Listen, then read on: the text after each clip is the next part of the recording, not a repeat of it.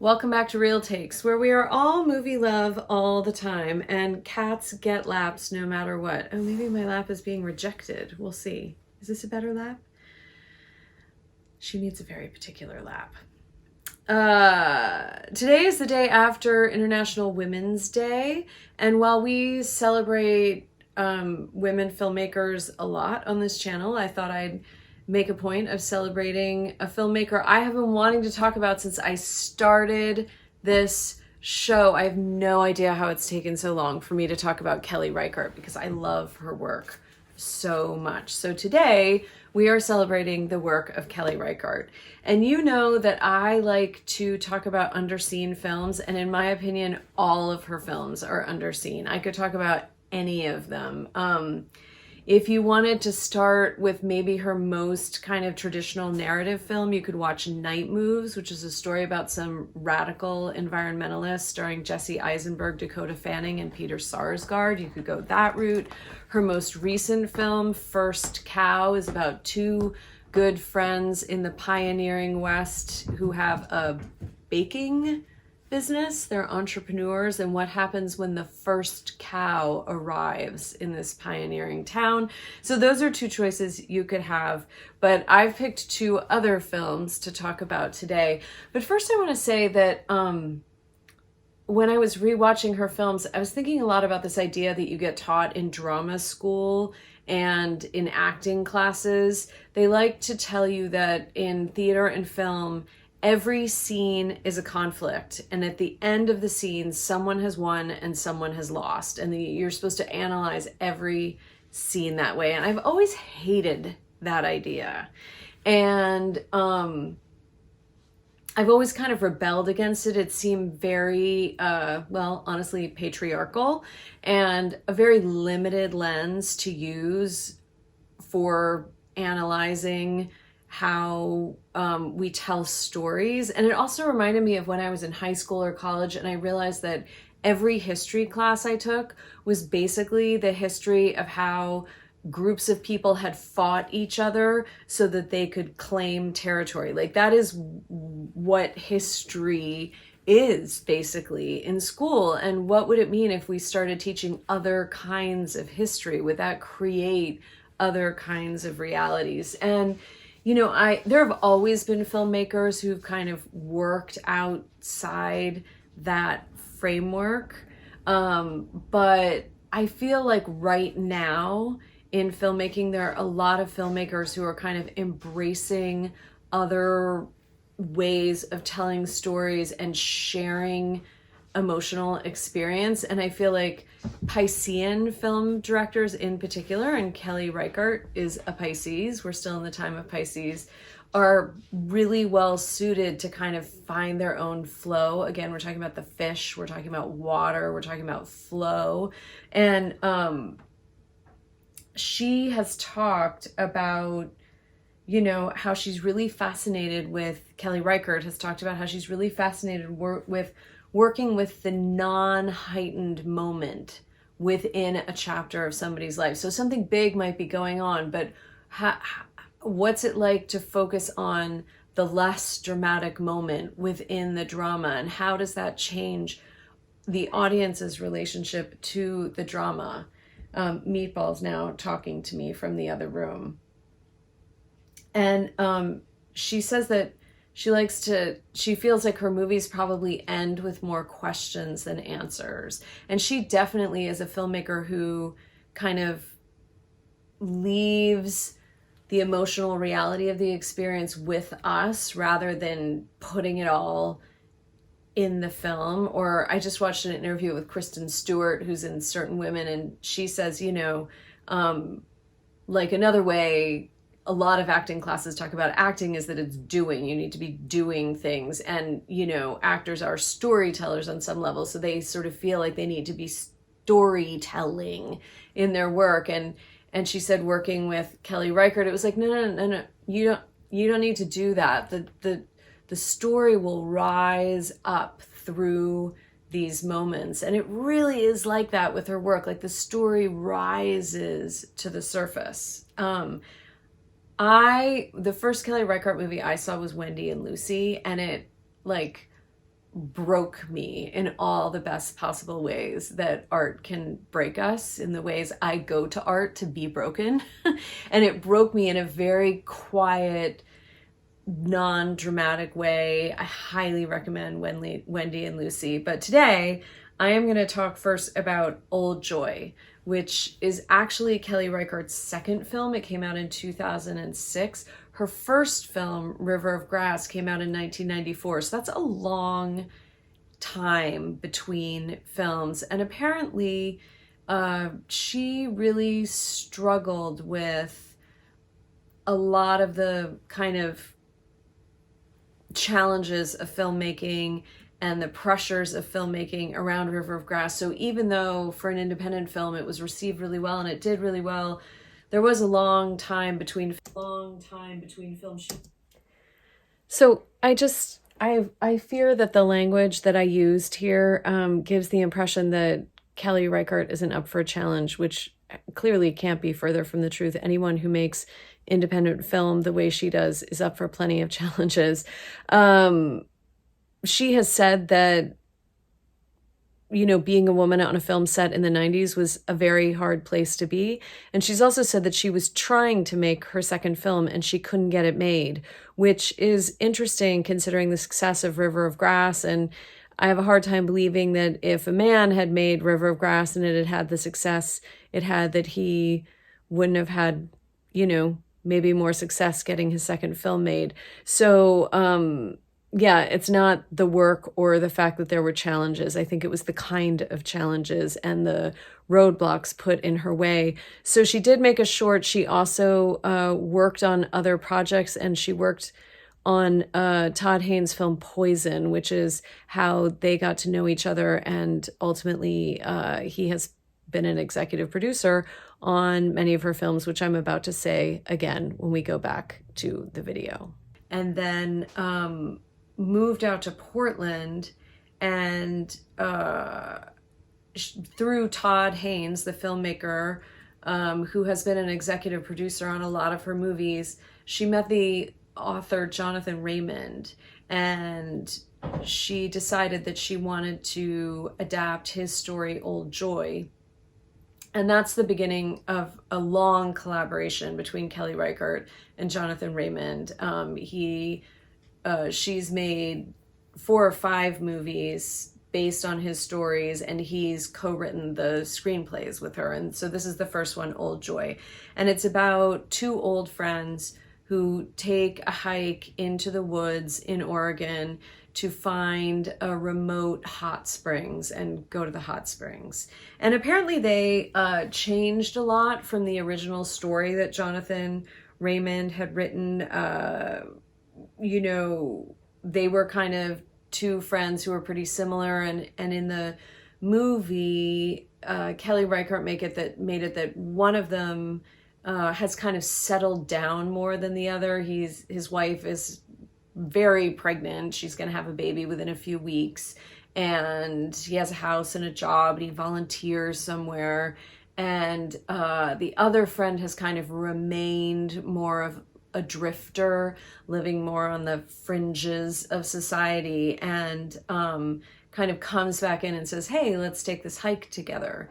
And the other character in the film is the woods of Oregon, and how stunningly beautiful they are, and how beautifully they're shot. The cinematographer on this film was Peter Sillen, and they had a really small crew for this film. They made this film for $300,000. There were basically 5 crew members, which is really small for a film. And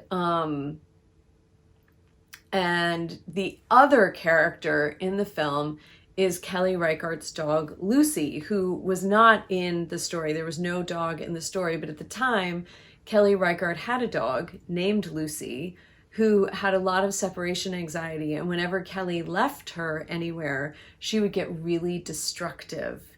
And so she just decided to put Lucy in the movie, which was a big risk. Lucy's not a trained movie dog, the way Meatball is not a trained movie cat, because he has a lot to say right now while I'm shooting this episode.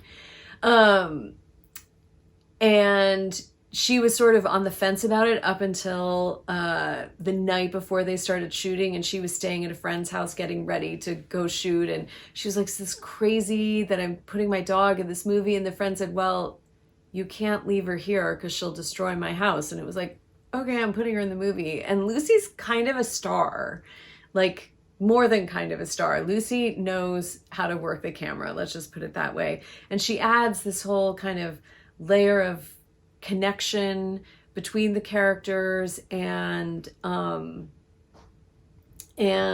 also like a kind of flashpoint for where the characters aren't connected. So, you know, this film was made down and dirty, and both Kelly Reichardt and Todd Haynes have said that it was really the beginning of her finding like her own personal style as a filmmaker, which is like, oh, I have this story. Not that she doesn't work really hard on it, but I can take my camera, find the people, and go and do it. And it doesn't have to be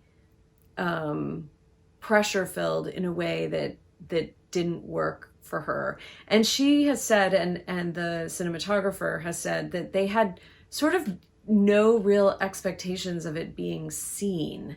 And so then when it was really well received and, you know, played at film festivals and was well reviewed and was put on some critics, you know, best of lists for the year, it was like all icing on the cake, because it had really been about telling the story, and there hadn't been any kind of pressure about like, how's it going to do, or, you know, how many people are going to see it. So it really became the beginning of how Kelly Reichardt would work, including the fact that Kelly Reichardt edits her own films. So she writes or co-writes the screenplays, she directs the films, and then she edits them as well. So they really are her vision of what these stories should be. And, you know, we follow these two friends for really 36 hours. The whole movie takes place over 36 hours, driving, hiking, going to these hot springs, and coming home. And the central conflict, if we're getting back to that traditional idea, is only really talked about once, but we are left with the feeling of one of those friendships where someone's changed and someone hasn't changed, and how does the friendship still work, and what does that mean to us, and can this person still actually like work in our world, or can we work in their world, and all those questions that are completely universal through following these two people in the kind of non-heightened moments of their conflict. So Old Joy is so special. It's not available to stream very many places. I'm just going to shout out to Criterion, the Criterion Collection and the Criterion Channel, because a lot of what I'm telling you, I learned from interviews that they made happen and put on their new distributions of these films. The Criterion Channel is so worth it if you're a cinephile. So it is streaming there, and there is a DVD, so your library might have the DVD, or you could find the DVD online. Anyway, highly recommend Old Joy. The other film I want to talk about is Certain Women, which came out in 2016 and stars Laura Dern and Kristen Stewart and Lily Gladstone and Michelle Williams. And this is actually the third film that Michelle Williams made with Kelly Reichardt. I love Michelle Williams' work so much. I always learn something from her when she's on screen. I'm always inspired by her.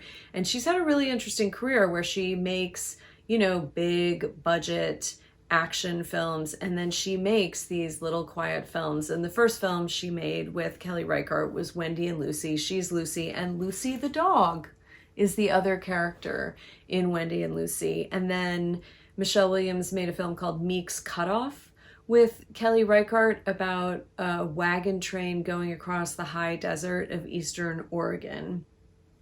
And then she's in this film, Certain Women, alongside Laura Dern, who of course is, you know, has one of the most celebrated independent film careers of any actor of the last 30 years.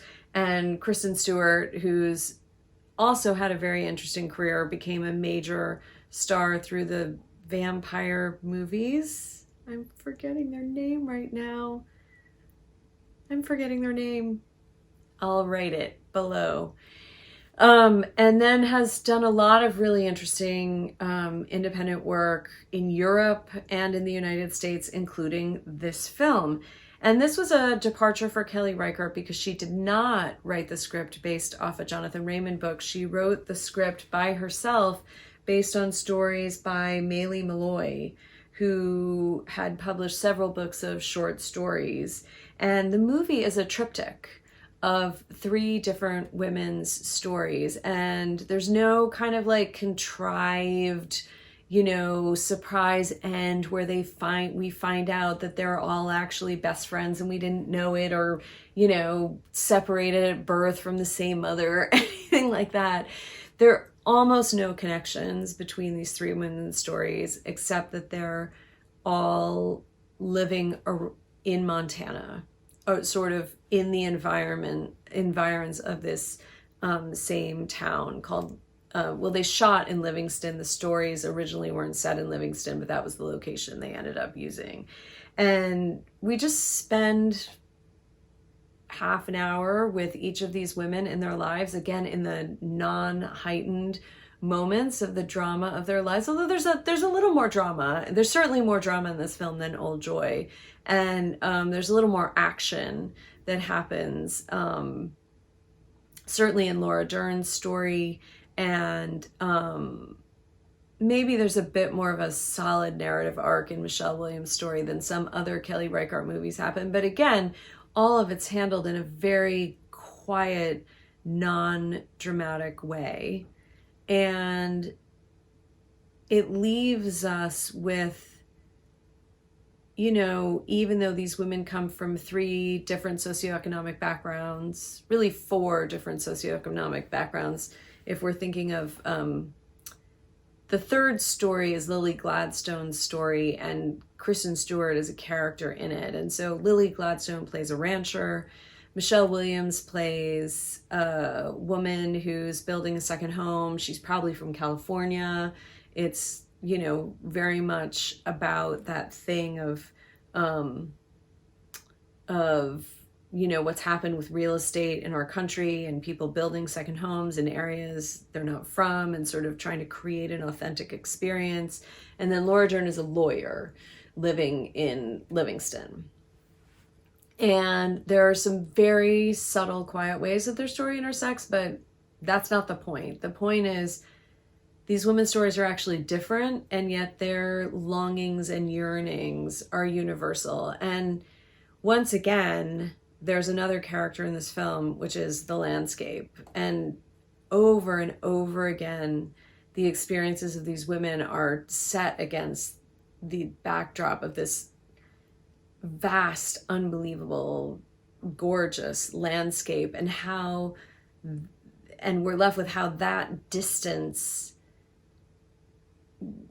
mirrors the loneliness and the yearning of each of these characters. So I'm just checking my notes. Oh, and Christopher Blauvelt is the cinematographer on this film. He's also the cinematographer who's been working with Kelly Reichardt since Meek's Cutoff. So he's made Meek's Cutoff, Night Moves, Certain Women, First Cow.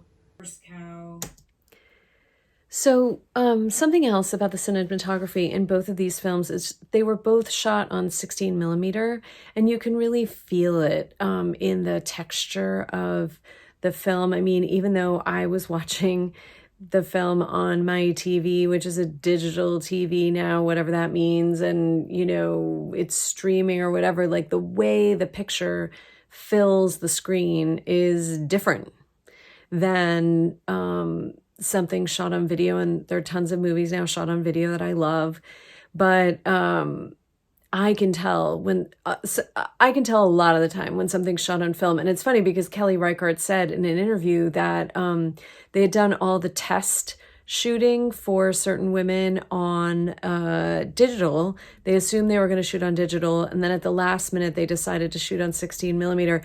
And she said everyone got really excited. She says everyone always gets really excited when you shoot on film. And she sort of said, I don't know why, but I know why, because it feels different and it's much more challenging and it's more expensive, which is why people don't do it. And there are things you can do on video that you can't do on film that are great. But there's a texture from film that's very hard to recreate on video. And you feel it in both of these films, and especially the choice of 16 millimeter. There's something really intimate about 16 millimeter. It was what was used, you know, a long time ago when people made home movies. They were on 16 millimeter. So yeah, I just love that she still shoots on film. Sometimes she shot Meek's Cutoff on 35 millimeter. She's also worked on video, but just an extra note about the cinematography, which is so gorgeous in both films, with both cinematographers and Kelly Reichardt at the helm. Just really unique perspective on landscape and the relationship between characters and landscape.